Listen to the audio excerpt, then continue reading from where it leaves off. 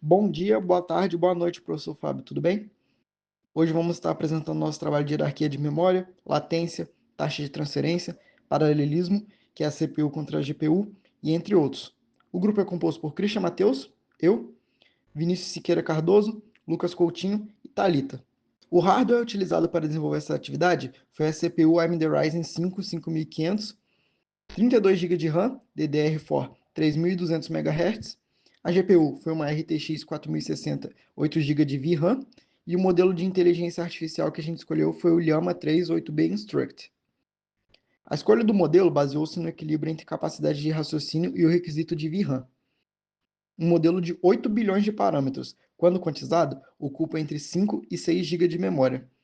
Como a CPU utilizada, que é a RTX 4060, possui 8 GB de VRAM, o modelo cabe inteiramente na memória de vídeo, evitando o gargalo de transferência de dados entre a RAM do sistema e a GPU durante a geração, permitindo isolar melhor performance de computação. Esse é o uso da memória antes da indexação de arquivos e esse é o uso da CPU antes da indexação. Entramos agora na indexação. Aqui no Local Docs, selecionamos nossa base de dados sobre arquitetura de computadores, contendo arquivos sobre RISC, CISC, memória cache, processadores e outros assuntos.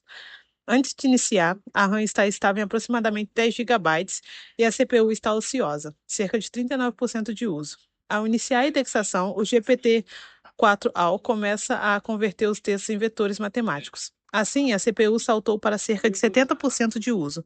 Isso comprova que a etapa de criação de embeddings é uma tarefa puramente CPU-bound, exigindo intenso cálculo de ponto flutuante. Também observamos a hierarquia de memória em ação. O consumo de RAM subiu gradualmente de 10 GB para um pico de aproximadamente 11 GB. O sistema precisou alocar mais de 1 GB apenas para carregar os documentos e processar a matriz vetorial temporária antes de salvar no disco. Todo o processo durou 11 minutos e 38 segundos e o índice teve aproximadamente 6,7 megabytes. Agora para o teste das perguntas na IA. Primeiramente, nós temos as perguntas de recuperação rápida. As perguntas são o seguinte: o que significa a sigla RISC? Qual a função da unidade de controle em um processador? Defina o que é um cache miss na hierarquia de memória, o que é uma memória volátil e quais são as etapas básicas do ciclo de instrução. E as perguntas de geração longa são: explique detalhadamente como funciona o pipeline em um processador e como ele aumenta o desempenho comparado a um processador multiciclo. Número 2, faça uma comparação completa entre arquiteturas RISC e CISC, listando vantagens e desvantagens de cada uma. 3, descreva o conceito de localidade temporal e localidade espacial e explica como uma memória cache utiliza esses princípios para acelerar o sistema. 4, explique o gargalo de von Neumann e discuta como a hierarquia de memória tenta mitigar esse problema de desempenho. Número 5, descreva os diferentes tipos de riscos que podem ocorrer em um pipeline. Como dá para ver no vídeo, todas as perguntas foram utilizadas na IA, coletando dados de latência de tokens. Em relação à CPU, a gente tem uma geração de resposta bem mais lenta, né, do que na GPU.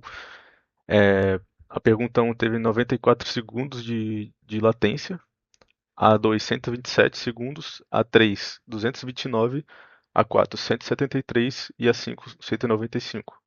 Em relação às perguntas de geração longa, a gente teve a pergunta 1 utilizando 5.1 tokens, a 2 5.1, quer dizer, a 1 5.2, a 2 5.1, a 3 5.1, a 4 5.2 e a 5 5.2 também. Aqui o vídeo segue com a geração das perguntas.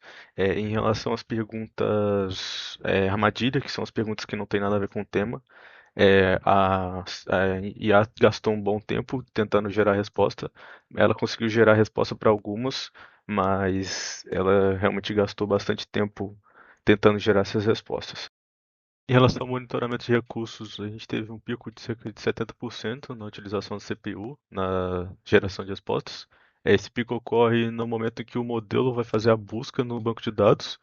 Ele vai ler todos os arquivos e buscar todos os arquivos que têm as palavras-chave da pergunta. E isso gerou um pico de cerca de 70% do uso de CPU.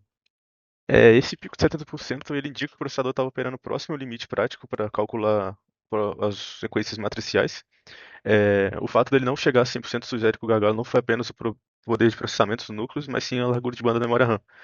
Como a CPU processa dados muito mais rápido do que a RAM consegue entregar eles. Os núcleos acabam ficando ansiosos e os microintervalos esperando pelos dados de modelo, resultando em uma utilização alta, porém não total, não 100%, e uma geração de texto muito lenta. Agora, utilizando as mesmas perguntas de antes, testamos o processamento na GPU.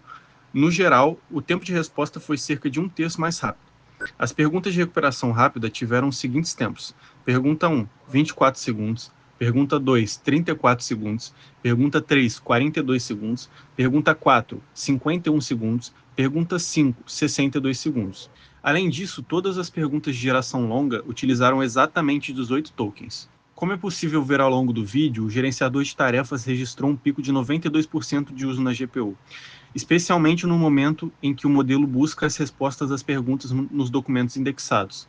A GPU é mais rápida porque possui milhares de núcleos capazes de processar os cálculos matemáticos da IA simultaneamente, paralelismo, enquanto a CPU precisa processar esses mesmos dados por um por um, sequencialmente, o que gera lentidão.